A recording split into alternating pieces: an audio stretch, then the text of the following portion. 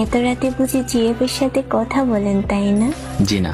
তাহলে সব সময় রাতে দিনে এত অনলাইনে কি করেন? অনলাইনে থাকতে কি আবার কারণ লাগে? বড় সড়ো ছেঁকা খাইছেন বুঝি?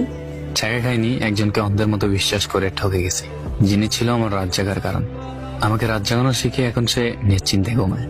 আপনিও আবার প্রেম করেন? লাইফ মানেই তো এনজয়, একটা যাবে আরো কয়েকটা আসবে। We are not same. এই জন্যই তো তোমরা মেয়েরা ভালো থাকো, কারণ তোমরা একজনের জায়গা অন্যজনকে দিয়ে পূরণ করিয়ে নাও। তবুও লাইফে ভালো থাকার জন্য অন্য কাউকে খুঁজে নেন। এখন আর কিছুই ভালো লাগে না। আমি আর কাউকে ভালোবাসিনি তার চলে যাওয়ার পর থেকে। আমি আমার আগের মতোই হয়ে গেছি। আমি ভালোবাসা প্রকাশ করে দেখেছি, কেউ আমার ভালোবাসার মূল্য দেয়নি। আমি অভিমান করে দেখেছি, কেউ আমায় অভিমান ভাঙাতে আসেনি। আমি কান্না করে দেখেছি, কেউ আমার কান্নায় সান্ত্বনার বাণী শোনায়নি। আমি হারিয়ে গিয়েও দেখেছি, কেউ আমায় খুঁজতে আসেনি। আমি বুঝেছি, আমি দেখেছি, আমি শিখেছি, নিজেকে নিজের ভালো থাকার কারণ হতে হবে, নিজেই নিজের হাসির কারণ হতে হবে। কষ্টগুলোকে আড়াল করতে হবে, ভালোবাসার প্রকাশ কমিয়ে দিতে হবে। হারিয়ে না গিয়েও নিজেকে এমন ভাবে গড়তে হবে, অবহেলা করা মানুষগুলো আমার জন্য আফসোস করবে। এই নিষ্ঠুরতম পৃথিবীতে নিজেকে কঠিন ভাবে